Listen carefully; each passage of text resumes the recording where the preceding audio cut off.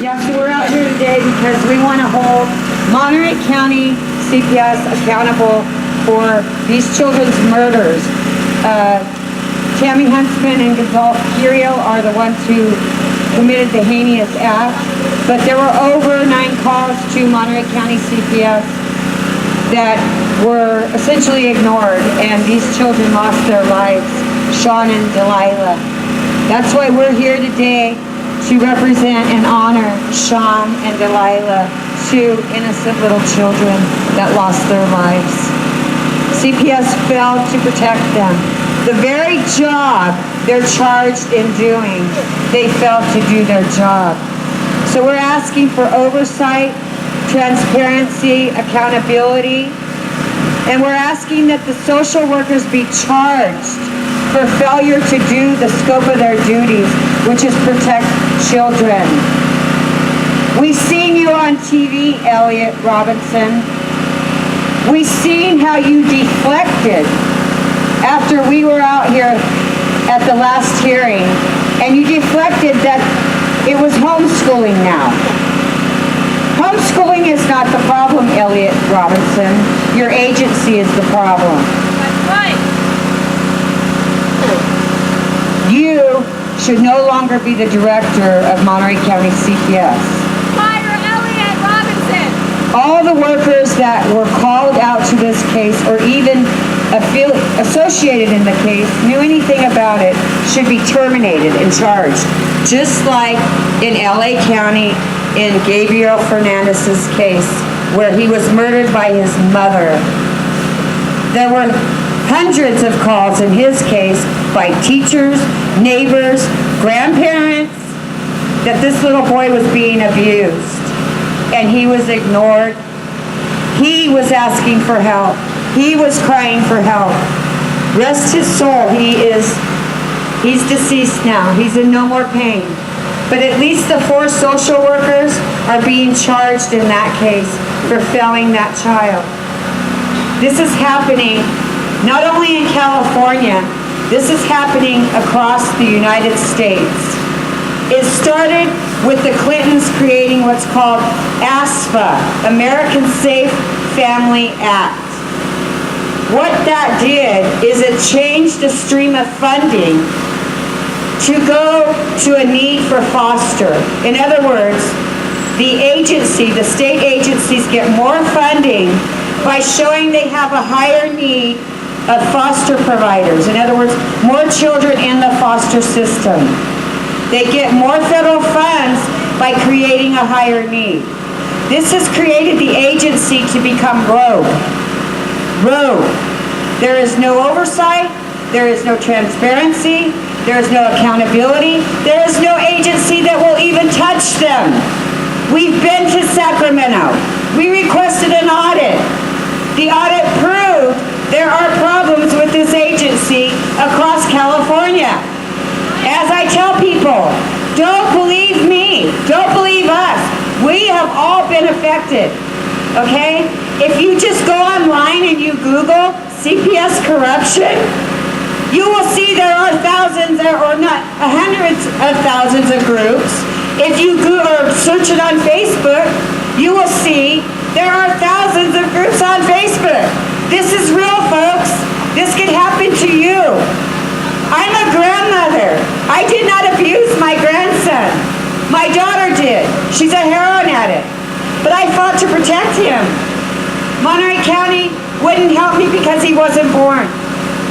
Then he's born, and he's born addicted, and I'm with him every day. And they denied me placement because they said I threatened them. I threatened them with a lawsuit. Hearsay allegations went before the judge, and they denied me my grandson on hearsay.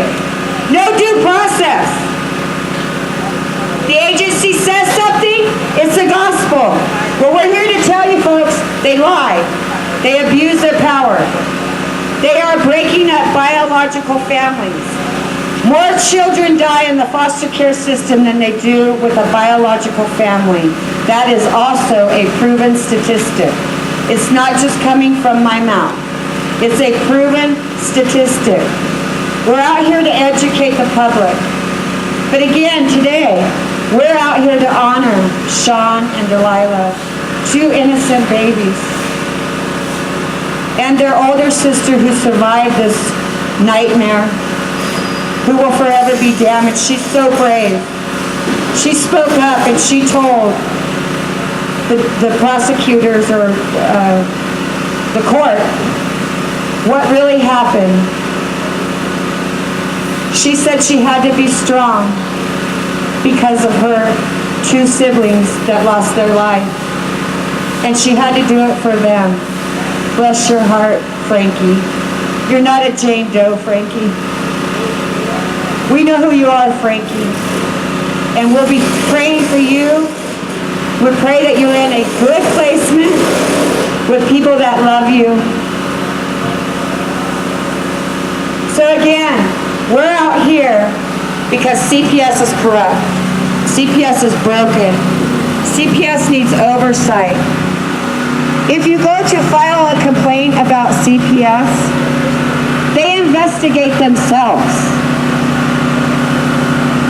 How about that? If you file a complaint about them, they investigate themselves. It is no wonder children are dying in Monterey County. And it's not because they're homeschooled. We are not saying that we do not need a child protective agency. We know that there is real abuse. We know there are real abusers. But this agency is beyond broken. They have too much power and not enough oversight.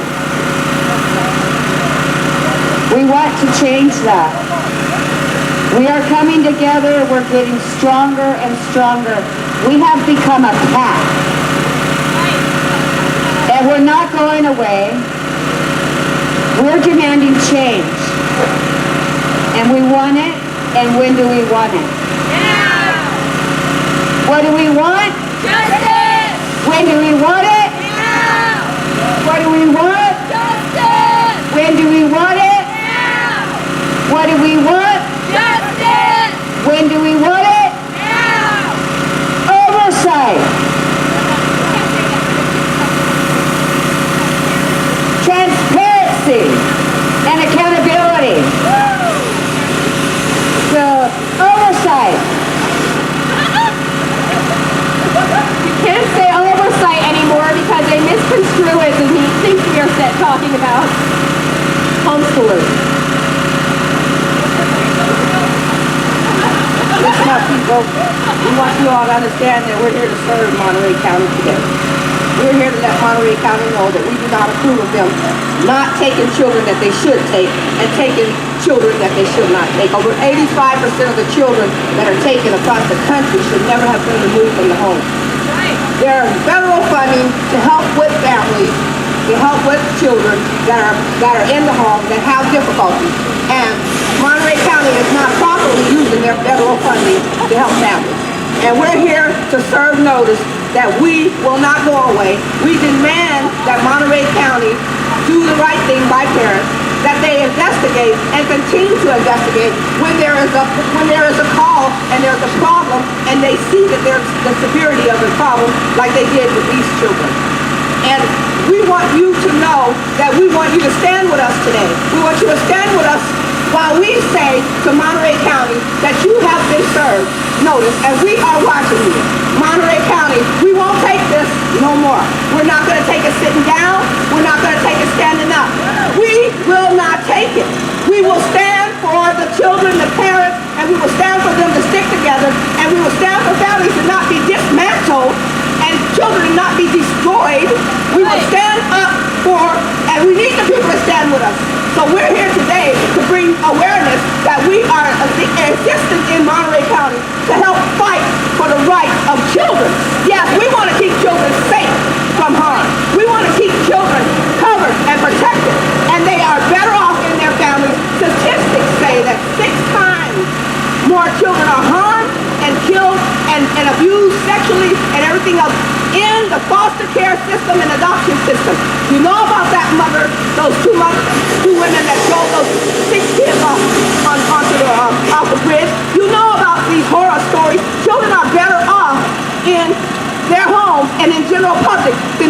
foster care. It's a proven fact. However, there are children that they don't take that they need to take. And these children today should have been taken. And there are children that they take that they should not take. Because it's a proven fact that they take way too many children in this country. Why are they doing that? They're doing that because it's an incentive. They get over $80-something thousand a year for your child if they take your child and put it in a foster home. Why do they want to give your child back? They're giving money back to you. They're giving money back to the federal government, to the taxpayers. Why would they give that money back to you? This is one of the crookedest industries in this country, agencies in this country. They get over $40 billion for children in foster care and in adoption agencies. $40 billion. That's about to change, y'all, because we're standing up. By this time next year, that will change. There will no longer be $40 billion given to the country to be able to house your children, to be able to kidnap your children, to be able to traffic your children, to be able to put your children in a home with strangers, and to put your children in 5, 10, 15, 20, 35, 40, 25, 50 different homes. We have a young lady that might be on her way today. She was in 42 different homes, and she was abused in those homes. It was better off. She said she was taken away from her parents, and she should have never been taken away from her parents. She should have stayed with her parents if they were not abusive. They claim she was abusive because they want the money.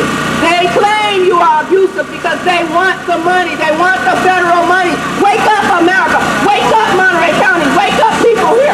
They want the money. They want to get paid for your child to go to a stranger. This girl went to 42 different homes. That's a ridiculous shame. And I'm really sad today because there's people that are taken that should not be taken. And then there's people that are left to be killed and they don't care. And they make excuses and they make reasons. What does homeschooling, a parent homeschooling their kids got to do with it? You're taking too many kids away. You got too much oversight after this. Homeschooling is perfect.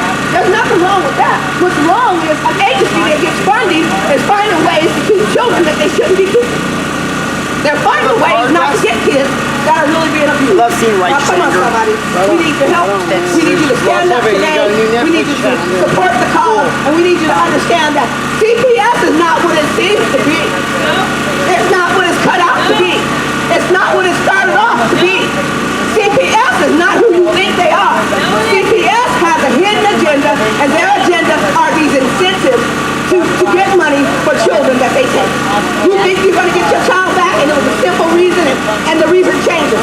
CPS lies in court because in their state courts and in their little counties, they have immunity. But in the federal court, if you pursue it and you fight for your children, in the federal court, they do not have immunity. They are starting to look at it in state court, but right now, they have a little bit of immunity.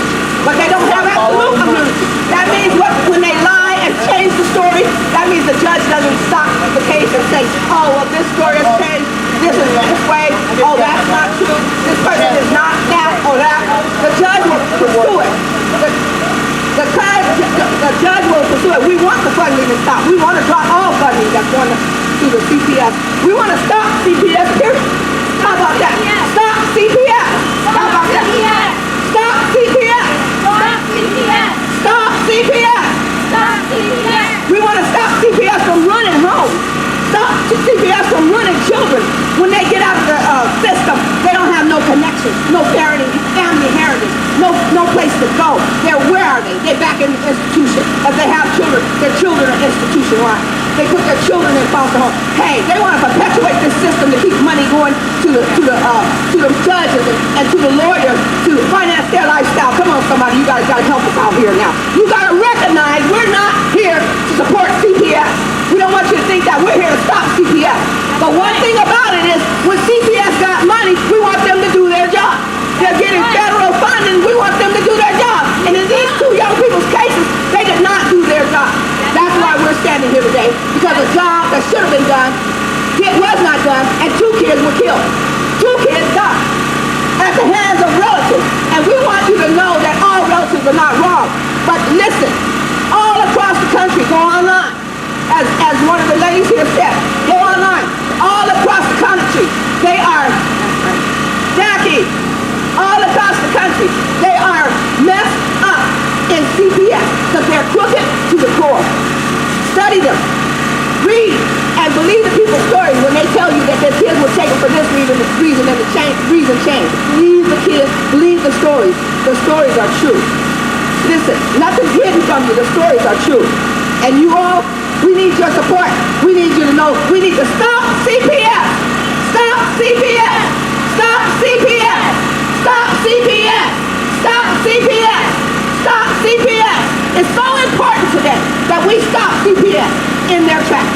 And we're here to be the gateway to this community of Monterey County. And we want you to know that we are watching.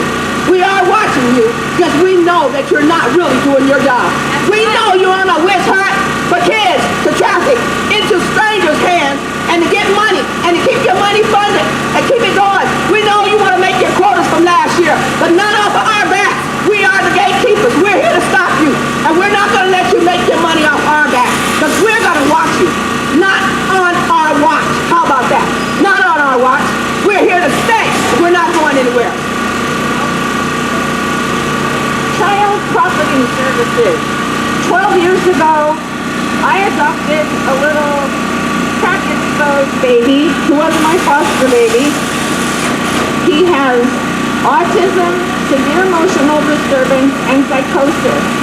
A year and a half ago, I asked CPS for a higher level of placement temporarily and for mental health treatment above and beyond what was not working. They tricked me into giving my son to them. They hid him 200 miles away in a foster home. He had gone to one school from kindergarten through 5th grade graduation. This year, his first middle school experience, he's already been in 3 schools. My Social Security has been taken and sent to CPS. The few $100s left that they have left me, the city and county of San Francisco want me to pay child support with that. My child has been taken away from a loving home, a loving family, a loving community. He is living with strangers for profit. His court-appointed attorney has canceled 3 camps. He even canceled foster brother camp between my 12-year-old and my 11-year-old. This is all about profit. A few weeks ago, the corrupt court-appointed attorney got a 3-year restraining order against me to keep me away from my son for 3 years. My son knows nothing about this. He does not know what a restraining order is. He didn't ask for it, and his attorney is holding him prisoner in Merced. If you're watching this, Dolly Bear, I love you, and I'm still trying to fight to get you back. I don't know what else to do other than picket and protest and try to get my child back. He is suffering, he is in pain, he is being manipulated, and he is being lied to, and this is all for money. Seneca Connections is making $20,000 a month off him. The different therapists and psychiatrists to which they're sending him are making thousands. The foster mother and her support team and her agency are making hundreds of thousands of dollars off of my children. He is a cash cow. When I told him he's a cash cow, this lawyer said that's one reason to keep him in foster care because I have no filter and I told him something inappropriate. Once upon a time, I thought the world was just. I thought our courts were fair. And I thought CPS was an agency that protected the best interests of children, that looked out for the well-being of families.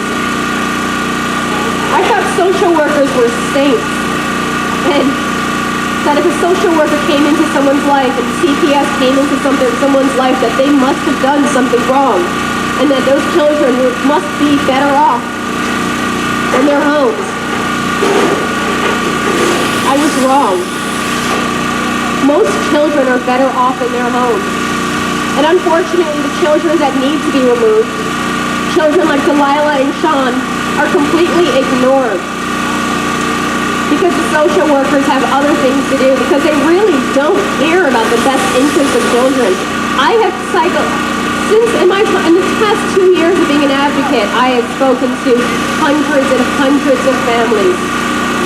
And in almost every one of these cases, there was no clear and convincing evidence of abuse or neglect. In almost all of these cases, the attorneys appointed to represent them were working against their best interests. We're working in collusion with the CPS agencies, with the district attorneys, the city attorneys. We're working in collusion with the minors' attorneys. When I first became trapped in the system, all I can tell you is that something felt severely wrong, and I couldn't put my finger on it.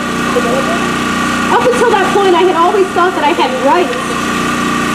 I thought we lived in a system where we had equal protection under the law, due process, fair hearings and trials, and suddenly I was standing there, and every time I went to one of my hearings, everybody involved in my case stood around me telling me that I am crazy for crying, that I was crazy for mourning the loss of my son, that I was crazy for telling them that they couldn't discriminate against me for being crazy, and that I wasn't crazy.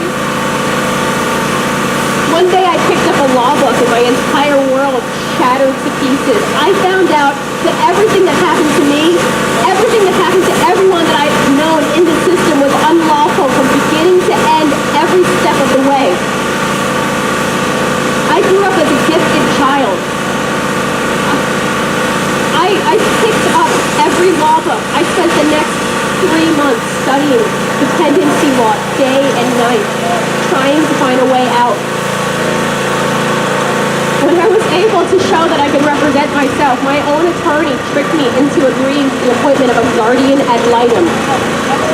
My own attorney and the judge put me on guardianship so that I would lose my right to speak for myself, so that I would be deemed incompetent and insane on paper, and that's when I knew that this wasn't an accident.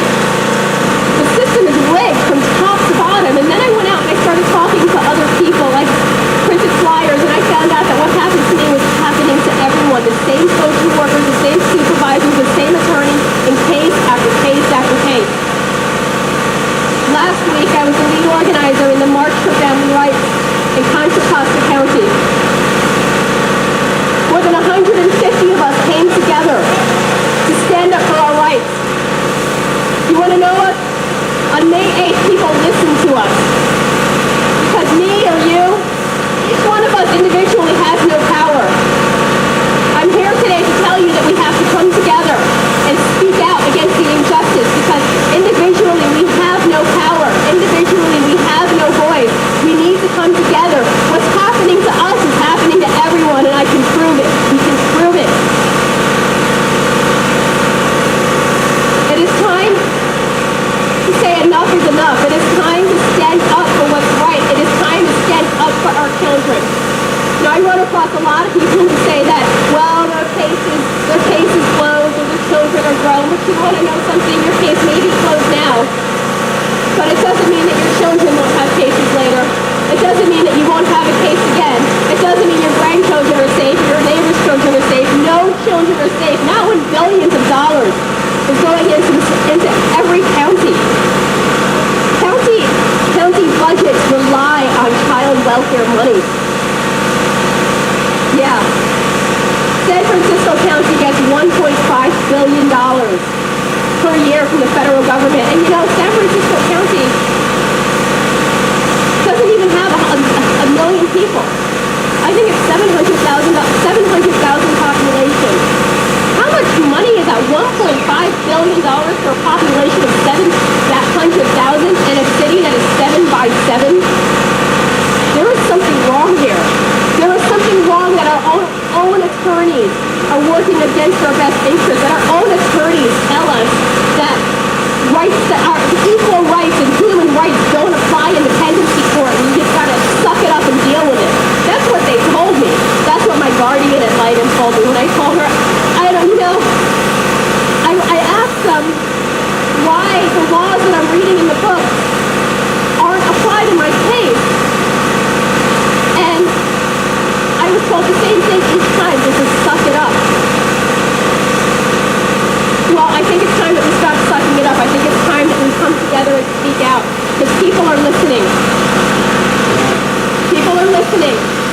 It's time to start the next civil rights movement. This is the family rights movement. Last week we had the largest ever protest, CPS protest, outside of Washington, D.C. That was only 2 counties away. We are coming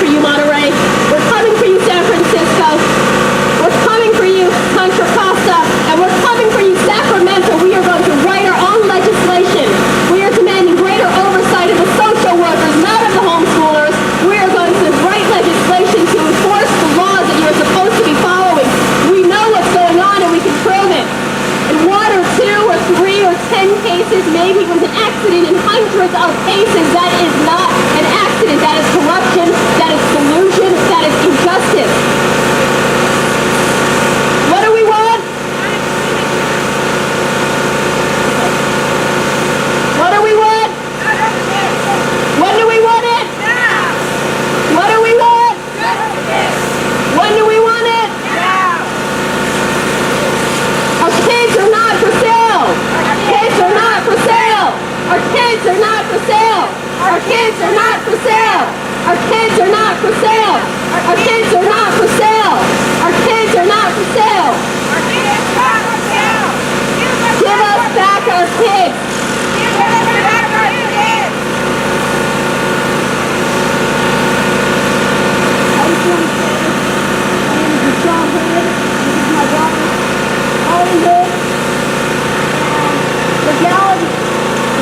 Real close and straight. Yes, Huntsman. Hi, Holly. Legality. And they're not following legality. It's in transcript. Their own history, their own transcript. They're going to work against them. San Francisco, Susan Grill. I don't know what to say. Traumatizing. I want my little girl back. Holly, I'm fighting for you, and we're all fighting for our baby. And I'm going to continue fighting. I know I'm going to get it back. Legality.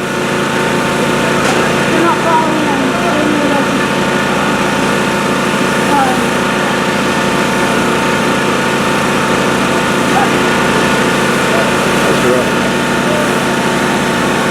There's a button you can push up. Hello? Okay.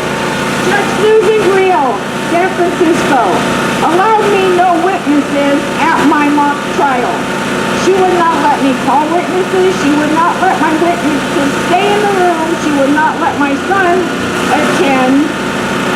And she would not let me speak. The words out of Judge Grill's mouth were, "I don't want to hear a word out of you."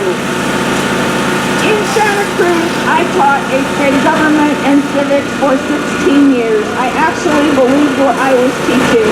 I taught that we have the right to see and hear witnesses for and against us, not in Rial's court.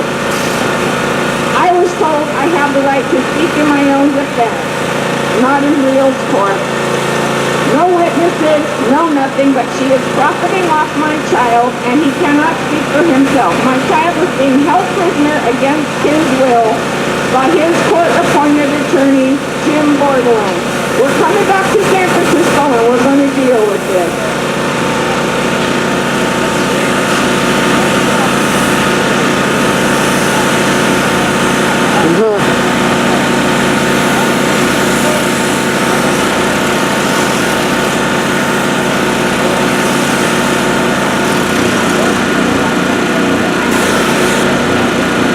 Listen, we're here.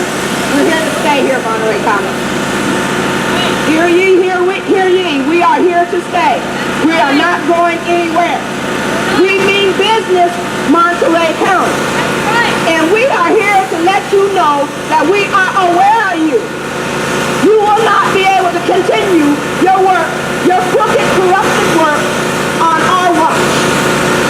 It only takes one or two of us to stir up the world, to stir up the community, to stir up the county. It only takes one or two of us. And we are stirring it up right now. We want you to know that you have been stirred, and we are watching you. Monterey County, the judges will be recalled if they don't do it right here in Monterey County. We're also asking for it to be public hearings. They hide everything in the court, and they pretend that it's for the best interest of the child. Listen, folks that can hear us, it is not for the best interest of the child. It's for them to hide their dirty work. It's for them to hide their lies. It's for them to hide the crookedness that goes on in the court. It's for them to hide behind, and for them to continue to get money fed into the court. And the people in charge, officers of the court and other people, go along with it because they're being fed. Listen, they're taking care of your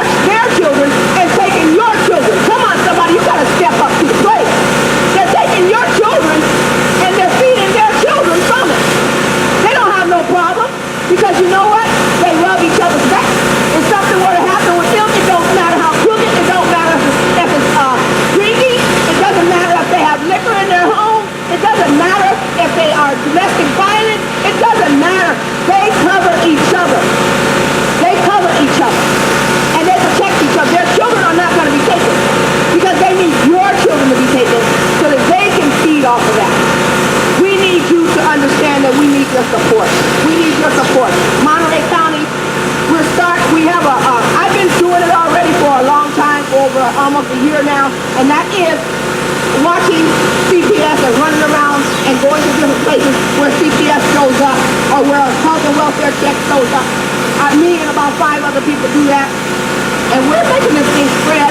We're getting ready to build this thing up, and we're gonna have people everywhere, gatekeepers, watching, and they're gonna be watching to see what CPS is doing in our community. So listen, this is not over. We don't just stop here at the courthouse. We're gonna be watching you. There's gonna be Stop CPS all over the county, all over the state, all over the country. Stop CPS. Stop CPS. Stop CPS. Stop CPS. Stop CPS. Stop CPS. It's important that you understand that we are watching. You may not want to cover us on the news, but you're going to eventually have to, because we're going to be watching some dirty acts. We're going to be watching some things going on. And you know, I was at a lady's house last year in November here in this county, and they called me up and they said, CPS is here at the door. The police are here to do a health and welfare check. And they didn't answer their door. I told them, don't answer the door. I went up to the house, get there, and I started videoing everything that was going on. They went from the front door to the back door. They were persistent with this camera. And they went from the front door to the back door, and then the police officer got on the ground, started looking in her window. That's when I got out the car. I had somebody else videoing on the other side, watching everything. And I got out the car and I said, what are you looking under the window for? Oh, I'm trying to see if somebody's laying there dead or laying there asleep so I can kick the door down. Listen, when somebody points a finger at you and wants to target you, they will go after you like it's crazy. Now, why does the police officer want to kick the door down if your child just might have fell asleep on the ground? Come on, somebody. Why is a police officer doing all that? Come on. Why are they looking in your windows and peeping? They looking hard to try to go after poor and black and anybody. But mainly we have over 40% black children that are taken by CPS, and over 40%, they're kept over 40% longer. So this was a black mom, and I was at her house and took a crew of people with me to watch that house to make sure that they did not harass her.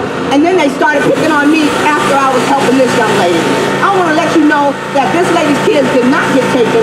Her ex, the baby's father and the grandmother wanted her kids to be taken, and they had did it to her a couple of years ago, had her kids taken. She didn't know what it was for, but I showed up with our team, and we made sure that this woman did not get harassed. They started targeting me. My grandson had went to Texas, who had been living with me, and when he went to Texas, he had been gone 6 days, and CPS, well, actually 5 days, CPS showed up at my door with 2 cops. Why they coming with cops with non-emergency? I don't understand it. But the next day, they come to my door with 6 or 7 cops. 6 or 7 cops, they come into my yard, and I'm telling them to get out my yard. If you don't have a warrant, get out my yard. The bottom line is, they were staring me in the face saying, let her do her job. The cops were staring me. She was saying, I gotta get in your house. I gotta get in your house. I gotta see if this thing, I gotta get in your house. So when they start hollering, they gotta get in your house, they don't have to get in your house. Do not be scared of them. Do not be intimidated. Do not let them in. Tell them come back with a warrant. Tell them come back with a warrant. They ain't got to get in your house. They don't got to see your baby. They don't got to know if your baby's okay. If they don't see no immediate danger right there, they don't have to get in your house. Please do not believe CPS. I told them, you got to get out my yard. And you get out my yard now. And they looked at me and they told me, well, ma'am, she just wants to do her job. Just let her do her job. I said, her job is to get out my yard now. I have not heard back from them. That was January the 25th. So they came back the next day, and harassed me that evening. But they have not been back after January. But they had to see this child. That was in Texas. I said, if you want to see him, go to Texas. The bottom line is, when they tell you they have to see the child, they have to see the child, they have to see the child, you ain't got to see nothing if there's no emergency. They're going to threaten to come back with a warrant. They threatened me to come back with a warrant. They can't come back with a warrant if they don't have any evidence of an emergency. But if they come into a house like they did Delilah and Sean, and they see scars on the baby's, sores on the kids, and they see the kids not taken care of, and they see bruises and marks, they need to keep coming back. They need to keep coming back. But when they showed up at my house, they didn't see nothing. The child was in Texas. They were harassing me, and that's what they'll do. They'll try to take your children without the right to take your children, without any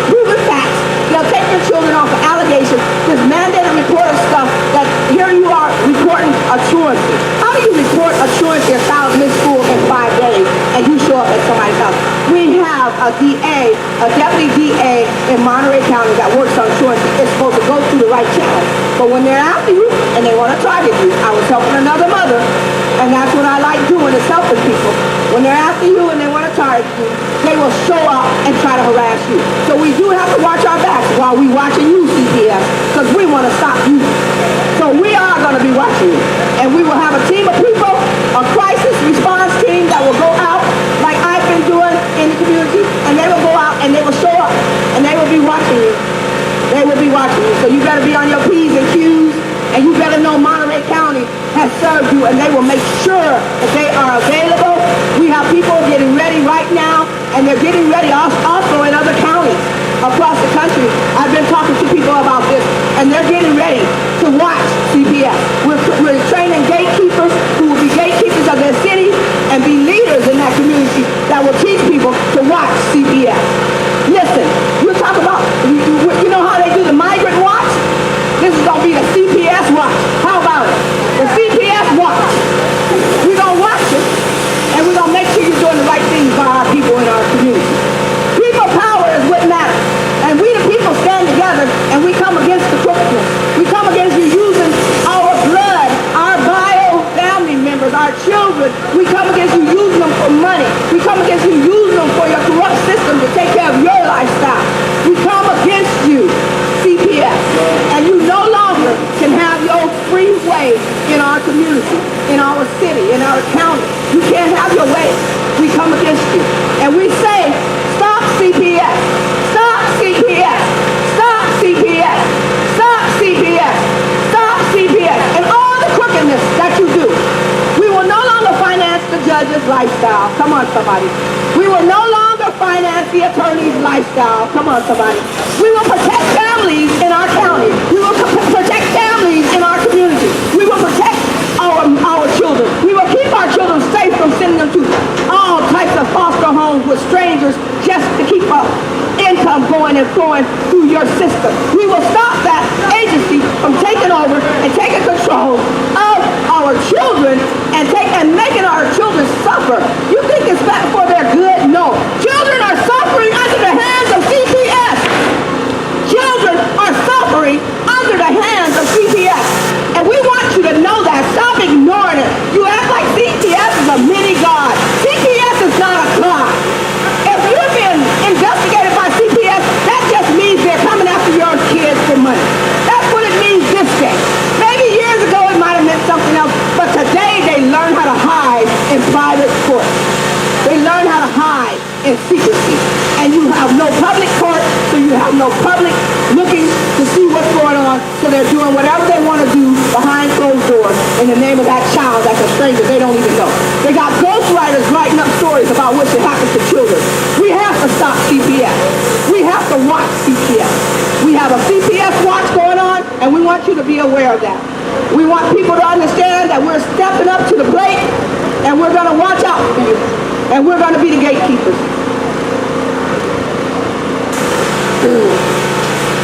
We on June the 9th, from 9:30 to 4:30, we're having a training day, and it will train people about their rights.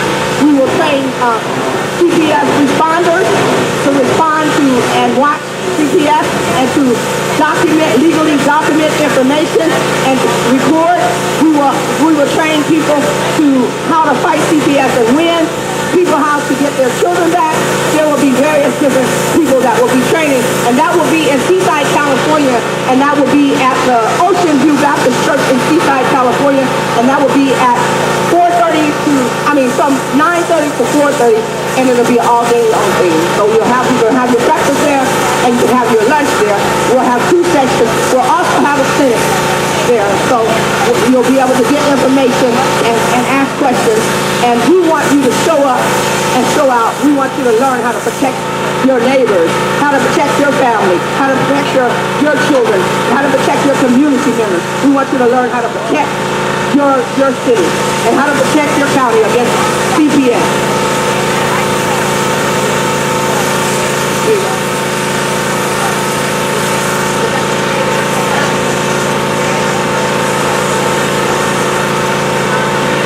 I'd like to thank everyone for coming out today. about what sort of evidence we have and what sort of research we've done. And I'd just like to put it out there that I am also a journalist. I've now published 12 articles on CPS corruption. My name is Michelle Chan. You can Google me. You can Google Michelle Chan, CPS corruption. You will find out my articles. The article I wrote on Donna Levy over here, it was called Misconduct Inclusion by CPS attorneys in San Francisco Superior Court. It went viral. It has now reached over 75,000 people. I also published an article called Disgraced Social Worker Ousted. Contra Costa County fails to fix life to unnecessarily destroyed. So, what's going on here? And when I talk about evidence, I mean documentation, and we track patterns in Contra Costa County and in San Francisco County. We have hundreds of people involved in our organization, and this is evidenced in the march that we just held in Contra Costa County. And in all of these cases, we look at paperwork, and some of the things that are being violated is Welfare Institutions Code 300. There needs to be clear and convincing evidence of imminent danger, that a child will be put in imminent danger in order for a removal to be lawful. So, dirty dishes and things is not imminent danger. An argument between a mother and a father is not imminent danger. An accusation that a parent is under the influence, but the child is completely happy. Not a single mark on that child. And the child is well adjusted and the parents aren't under the influence when the police and the social workers come to the house. That is not imminent danger. There is also, in the Welfare Institutions Code, it is also required by law for social workers and social work agencies to make reasonable efforts to allow the child to remain in the home.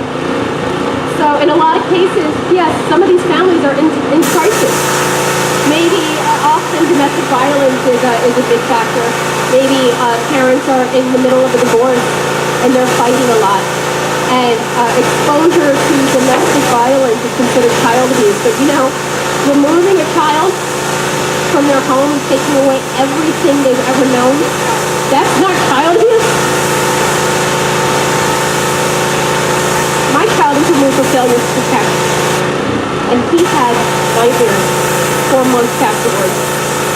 He said that he used to wake up in the middle of the night from nightmares, that his entire house was collapsing.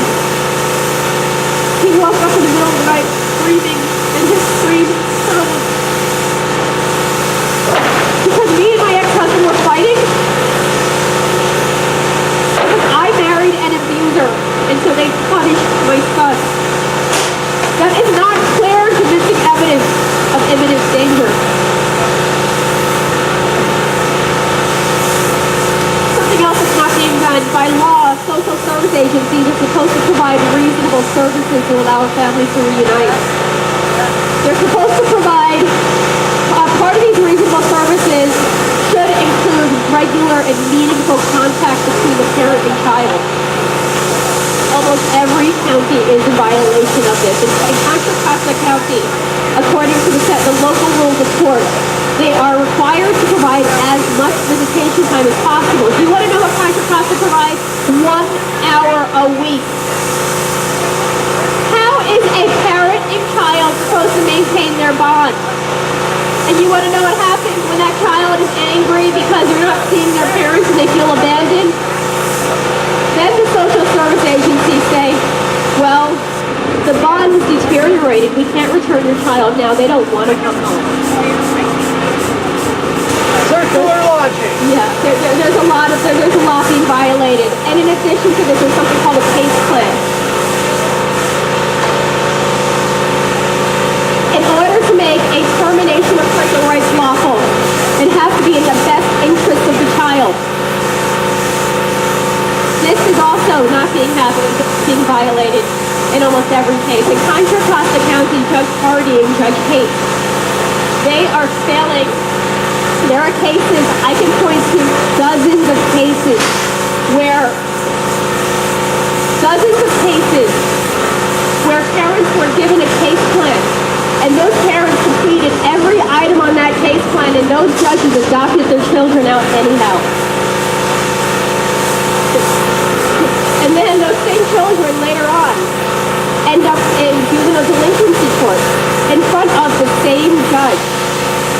And then later on, those same children have their own children, and they end up with CPS cases again in front of the same judge, where their histories are used against them. Histories that the judge knows because they presided over their own juvenile delinquency case and their own juvenile dependency case when they were children.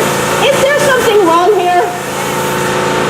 There is something wrong here. And in Judge Brielle's courtroom, she is violating parents' rights to be heard, parents' rights to due process, parents' rights to proper representation. There is something wrong here. You know, in one case or two cases, we can argue that the attorneys maybe dropped the ball, maybe they were incompetent and just didn't know what was going on. But that doesn't make any sense in dozens and dozens and dozens of cases that these laws that are clearly written into law, it's clearly written into federal law. And then in case after case after case, the same attorneys are telling their own clients that that's just how it is, nothing you can do about it. Yes, there is something you can do about it. You can argue in court, you can object to it in court, you can respond to court motions against you. Social workers, of course, are being written that are fabricated against parents. And these same parents are getting their report 5 minutes before their hearing. There is something wrong with that because, you know, the social worker's report, if it is not responded to, becomes fact, according to the Welfare and Institutions Code. There's no due process. And something else that's being violated, and I don't know the specific statute, but it is, well, it is federal law for, I think it's the Upholstery Connected to Success Act and the Family First Act that mandates that social service agencies attempt to place children with families before placing them in foster care and with strangers and to adopt them out. This is not happening. Before it was not happening because there is not as much money given to relative placement. Now I think it's not happening just because we're used to it. You know, the federal law, the Family First Act was passed into law just a few months ago. I think it was 2 months ago. And San Francisco County is still failing to do this. Monterey County is still failing to do this. I mean, you know, social service agencies are, I do not understand how these social workers have jobs. Any other, they are the classic stereotype of the government worker. They can sit on their ass and do anything. They do whatever they want and they still get paid and they have pensions. And children are dying in foster care. They're being molested in foster care. They're being raped in foster care and abused in foster care. And you want to know what the social workers and the supervisors have to say about it? I don't want to talk about the past. What? You know, when I spoke to them about why it took them 6 months to reunify my case when there was no evidence that my child was at risk, when I had every person involved in my case saying that they needed to reunify him. And he came home with nightmares. Nightmares. They said the same thing. I spoke to everyone all the way up the ladder to complain about what happened, not because I wanted blood, but because I thought they cared. I wanted them to improve, and I just wanted them to know that they made a mistake and that they should really work harder to protect children's best interests. I spoke to everyone all the way up to the very deputy director of San Francisco CPS. Every one of them said to me, I don't want to talk about the past. Well, I do. I'm demanding accountability. When a social worker makes a mistake, it's not like when a waitress forgets someone's lemon. These are children's lives. Families are forever impacted by this. When a social worker makes a mistake, children's lives are destroyed forever. Families are destroyed forever. People become homeless. I know so many families that have become homeless because of what happens. There are some people that are poor, that are on government assistance, that lose that government assistance,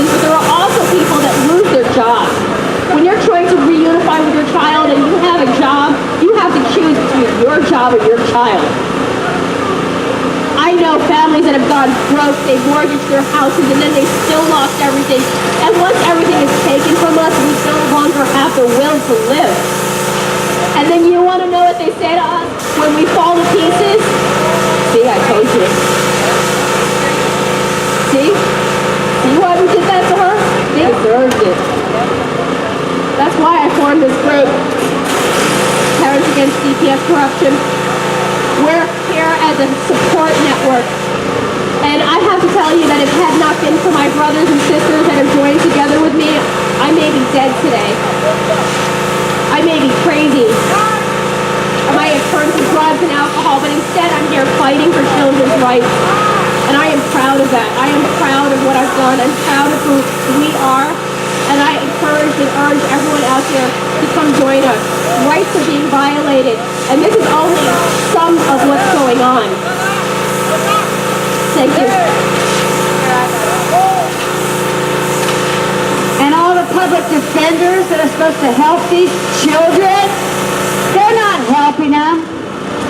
They need their contracts pulled.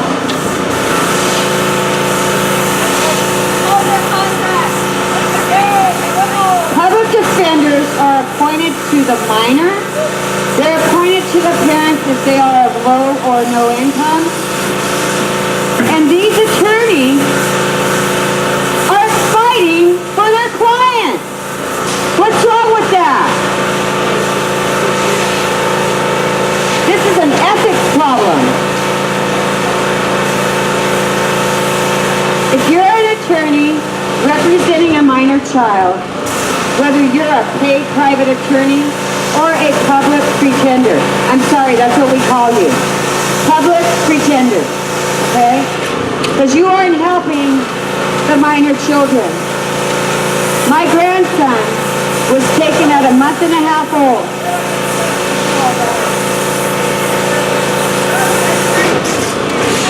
My grandson was carried by my adult daughter, who is a heroin addict. I called the agency for help. Is it possible to take a break so I can test that? Yeah. And then do you want to... Stop CPS! Stop CPS! Stop CPS! Stop CPS! Stop CPS! Stop CPS! Stop CPS! Stop CPS! Stop CPS! Stop CPS! Stop CPS! Stop CPS!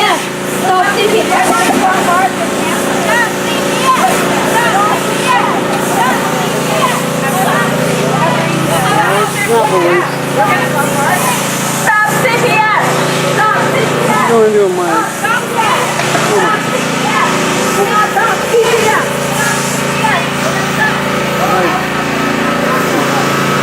Oh, good. You start chasing them, and you'll get very far.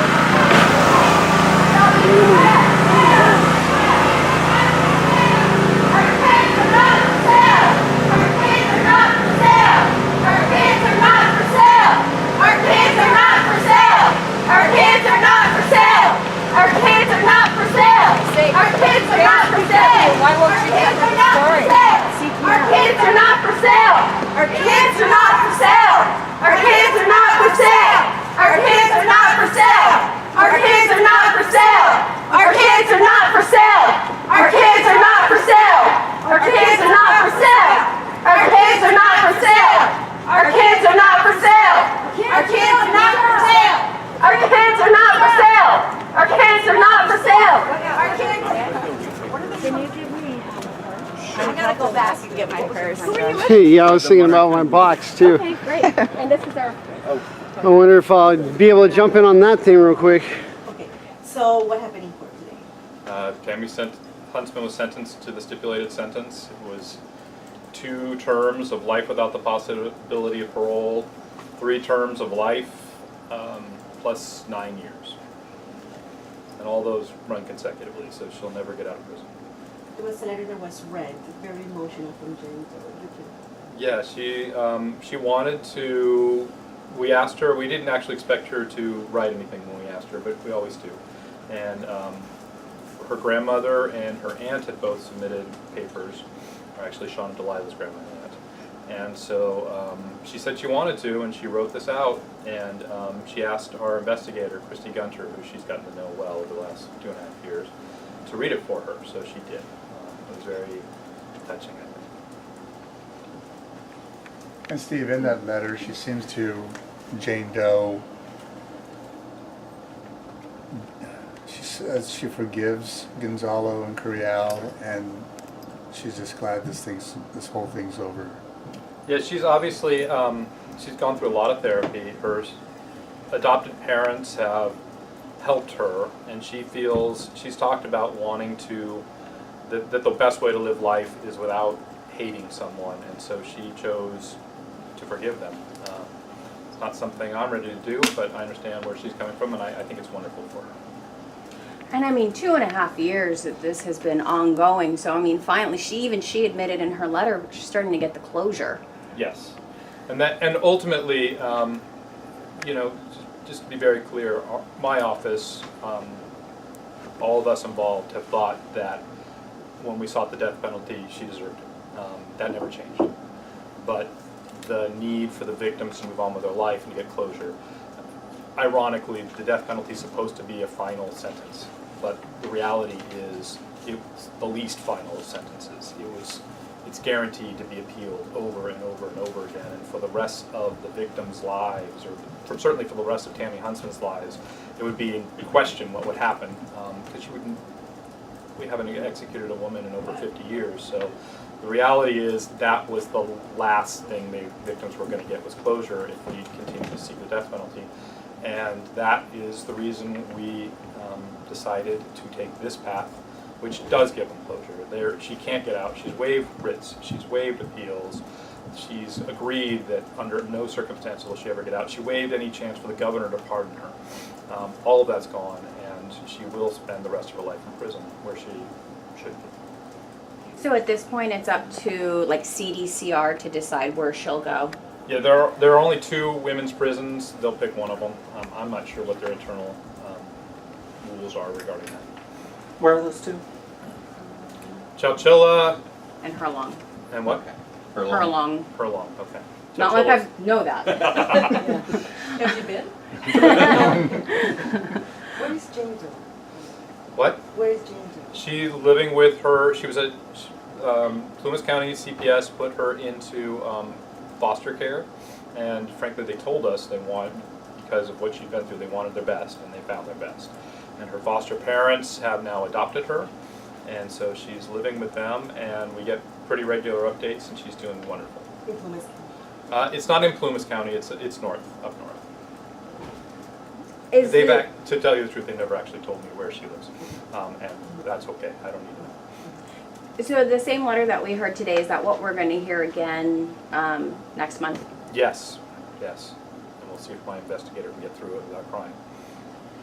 And so Sean and Delilah, their grandma and aunt were supposed to read the letters. They weren't able to. Was that kind of disappointing for you that the whole probation process wasn't ready in time for that last sentencing date? You know, they took, especially Sean and Delilah's grandmother, Debbie, she had taken a month off of work so that she could attend Curiel's trial, and it was just kind of fortuitous that the sentencing would come along. And so, yeah, it's disappointing she couldn't read it. She actually had told us that she wasn't sure she wanted to read it herself. She wanted to have someone read it for her, and she doesn't want to be front and center. This isn't about her, and so yeah, it's unfortunate they couldn't have seen the sentencing, but I think it's not the worst thing in the world. They're not that upset. They just wanted to see it and come to an end too. How do you feel about this first part of this case being over? It's just getting past the trial stages is a relief for us. You know, there's the logistics of putting on a trial like this, or putting on 2 of them, is immense, and we had a lot of people here working on it. We had 4 people just coordinating our witnesses, because we're bringing them from all over the country, really. We have people coming from different states and stuff. So, I mean, that part of it is just a grind, but the emotional part of it, it's tough as well for all of us, you know, especially like the jurors. We just keep thinking back to the jurors. In fact, I saw one of our jurors from Curiel's trial had that came to see this sentencing today, you know, we deal with this stuff, and it's still hard for us. You know, I mean, the people in law enforcement and everyone who deals with it. But for jurors who've never been exposed to this kind of thing, it's different. It's hard. Steve, are you surprised we didn't hear anybody in support of Tammy? No. Were there any letters in the probation? There was a letter. I believe, well, one from her daughter, Angelica, and one from a cousin, I believe. They should be public at this point, so you guys can go read those. And then there was a letter from a psychiatrist as well, a psychologist they were working on for their mitigation phase of their death penalty. Any idea what the gist of Angelica's letter? It was pretty short. It stated that she forgave her mother. So you told us where Jane Doe is and her wife and how she's living. Can you tell us anything about Tammy's children and what their situation is? They are living up north. They're not with their father anymore, who last I heard was I guess he got out of jail in Texas. He had been in Texas in jail for a misdemeanor. So I haven't had any recent updates, but I think CPS is involved to some degree with them as well. How old is Jane Doe now? 12? I mean, one of the most heart-wrenching things was when she's in the hospital, she said she wanted to be a scientist like the one in Cloudy Chance of Meatballs. Does she still want to be a scientist? What does she want to be? You know, I haven't talked to her recently about that. She wants to do something where she can help people. Yeah. Whatever type of business it is, she wants to be there to support other people, other victims, and that's really what she's into. She's actually started small programs for kids that are in the hospital.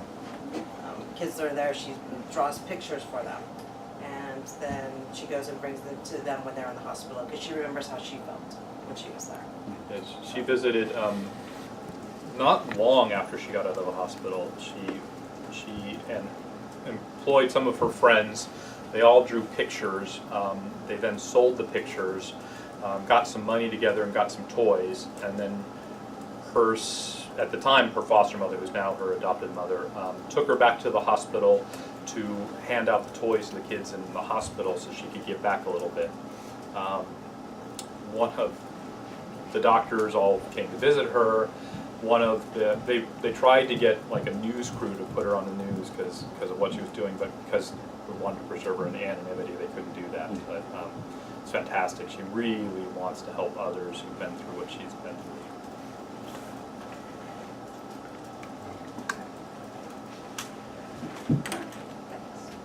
When is the next court hearing from? July 29th, I believe. Is that right? June 29th. June 29th. And Steve, can you clarify that whole sentencing guideline for Curiel? Because, I mean, we've been talking life without the possibility of parole, but state or law changes actually allows him to come up for a parole hearing? Yes, the recent, as of I think January 1st of this year, the law changed, and anyone who was under 18 at the time they committed a crime, which he was, he had an opportunity at 25 years to seek parole. Part of what they look at is changes, the immaturity at the time and undeveloped juvenile brain and those kinds of things, and so what we're required to do is have hearings now at the time of sentencing, in which a psychiatrist has evaluated the juvenile to determine, what it was that caused them to do what they do, type thing, so that when he goes up for parole in 25 years and claims he's not that guy anymore, there'll be a baseline to talk about. So it's kind of a complicated process. So on June 29th, we're going to have the sentencing first, and then we're going to have our hearing in which they'll present psychiatric evidence about him and the choices he made.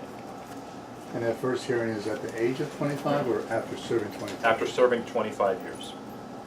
So after serving 25 years, he can come up for his first parole hearing. That's right. Do you know how many years? Like every 5 years thereafter, 10 years? The statute, I'm trying to remember, out of calls for the board to pick a number. I think it's 7 years is the max they can pick before he gets another opportunity, but they can pick lower numbers. And even if they pick 7 years, he can petition for an earlier hearing. So we are probably in for a lot of hearings, which my office will be attending to make sure that he never gets out. Taken and not take children that should not be taken. Right now, CPS got it all backwards, and we're here to serve them notice that we will be watching them, and we expect them to do the right thing. 80% of the children that are taken by CPS should have never been removed from the home, whereas the other 20% need some help or work, and there's finances that's available through the federal government to help them. Only 8% of the children that are taken should never go back to the home. That's pretty broad for them to keep taking children for money and for profit and to keep financing their lifestyles. So people, we want to serve you notice that we're here to help. We're here to let you know we're going to be the gatekeepers for Monterey County and the counties across California. We're going to be watching CPS for you. We need your help. We need parents to join us because they are taking your children, and it will soon happen to you. They will sooner or later. They're taking your children and they're trafficking your children for money. They're taking your children and they're giving your children to strangers for money. And they're doing that because they have to finance their lifestyle. Not because it's the best interest of the children. Not because they care about your children. Not when they send your children to 5, 10, 15, 20, 35, and 40 different foster homes of strangers. They don't care about your children. They need the money. They need the money to pay the doctors. They need the money to pay the lawyers. They need the money to pay the judges. They need the money to pay their income. Come on, somebody. We need your help, people. We need you to stand up with us to fight CPS. We're here today, and we want to fight CPS, and we want to fight them for you. Your name? My name is Catherine Lester. Catherine Lester? Yes. How are you doing? Lester. Okay, and you are? I'm with the Monterey County chapter of Parents Against CPS Corruption. It stands for, our abbreviation is CAT. I'm the Monterey County chapter, and this group is out of the Bay Area. And we're come to bring awareness about the systematic problems within this organization. They are failing to protect children that need protecting, and then failing families that they didn't need the children taken. There was no imminent danger. So we're What